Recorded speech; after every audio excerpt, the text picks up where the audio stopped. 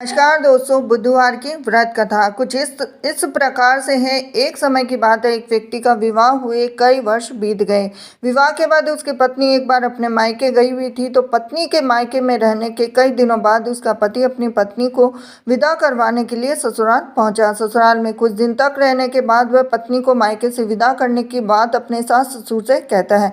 तो बुधवार का दिन होने के कारण उसके सास ससुर ने कहा कि इस दिन बेटी ससुराल से नहीं जा सकती, इस कारण विदाई नहीं हो सकती। लेकिन वह व्यक्ति नहीं माना, अपनी पत्नी को मायके से विदा कराकर अपने घर की तरफ चल दिया और रास्ते में जाते वक्त पत्नी को बहुत तेज से प्यास लगी।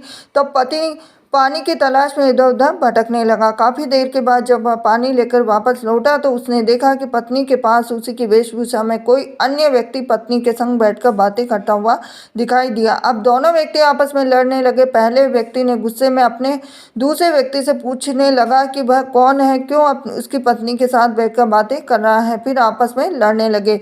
दूसरे व्यक्ति ने भी कहा कि ये मेरी पत्नी है। दोनों के बीच भयानक लड़ाई होने लगी। तब वहां पर कोई सिपाही आ गए और इसी से उसके असली पति के बारे में पूछने लगे। दोनों व्यक्ति को देखकर स्त्री हैरान हो गई, कौन मेरा पति है? तो वह दुविधा में पड़ गई, क्योंकि दोनों एक जैसे ही लग रहे थे। तो वह पहला व्यक्ति परेशान होकर मन में कहा कि भगवान, ये कैसी आपकी लीला है। तभी आकाशवाणी हुई कि बुधवार के दिन पत्नी को विदा करवाकर नहीं ले जाना चाहिए था।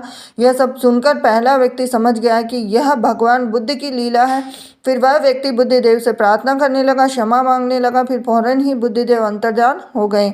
अब उस व्यक्ति को अपनी पत्नी मिल गई। तभी से हर दिन बुधवार के दिन भगवान गणेश की पूजा करने लगे और व्रत करने लगा। ये थी आज की बुधवार की व्रत कथा। हरे कृष्णा।